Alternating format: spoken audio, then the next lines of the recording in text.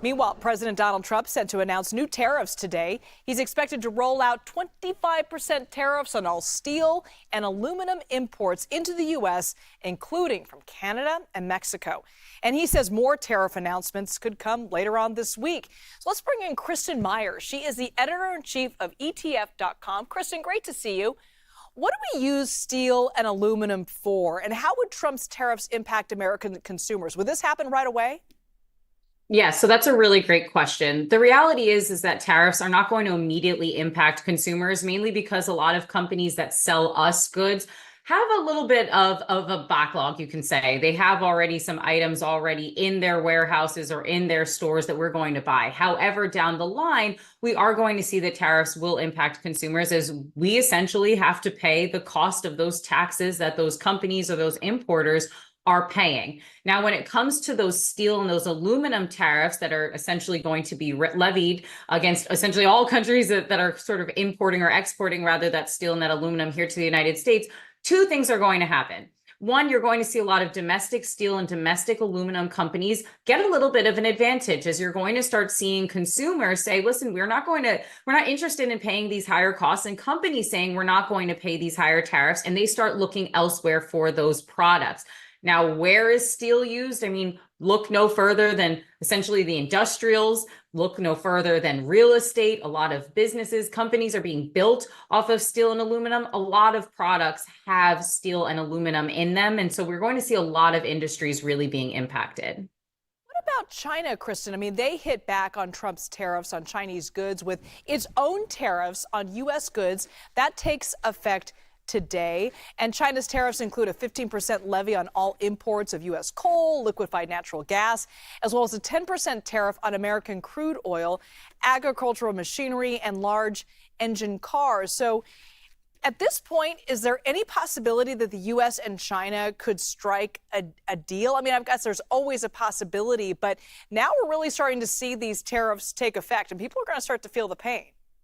Yeah, so this is exactly what happens in a trade war. You know, one country says, hey, we're going to impose tariffs on your goods. And the other country says, guess what? We're going to do the same thing right back to you. And that is exactly what we are seeing when it comes to the U.S. and China. And frankly, it's also what we saw when President Trump essentially said that he was going to put a 25% tariff against goods that are imported from Canada and Mexico. Canada and Mexico said, guess what? We are also going to start imposing retaliatory tariffs. Now, is it too late?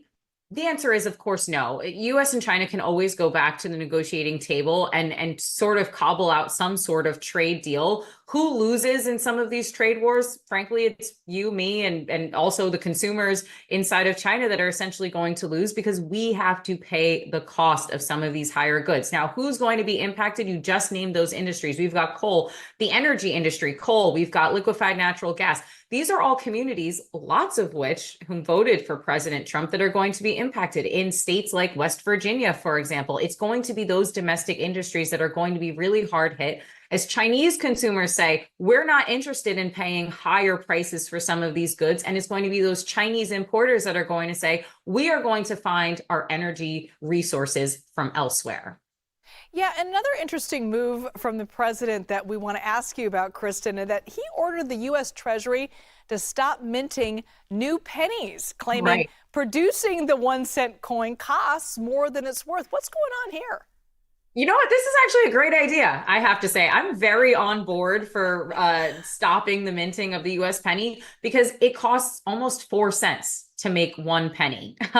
So it is actually it's a revenue loser, essentially, that we have for some of these very low denomination coins. The caveat to this, of course, is that if we get rid of the penny, essentially companies and customers are going to start looking towards other lower denomination coins. And the next one up is going to be the nickel, which means that the US Mint might need to make more nickels to essentially fill the gap that is being left behind from this essentially ceasing to mint the US penny. Here's the rub with that, though. It costs a lot of money to make a nickel. It costs way more than it costs to make a penny. It costs about 15 cents to make a nickel. So it actually might not be the sort of cost-saving strategy that the president is really hoping for. But listen, he's not the first politician or even, frankly, the first consumer group that has gone out there and said, we need to stop making the penny. We don't use it. It costs a lot of money to make. And frankly, consumers are moving more towards a digital only economy where they're not even pulling cash out of their wallets anymore. So why bother with the penny anymore? Just start collecting them. Make little books of these I pennies, and in know. 20, Sorry 30 years, you can for all say, the penny supporters out there. there you go, brand new industry, collecting pennies, rare pennies. All right, Kristin Myers, thank you so much. Of course.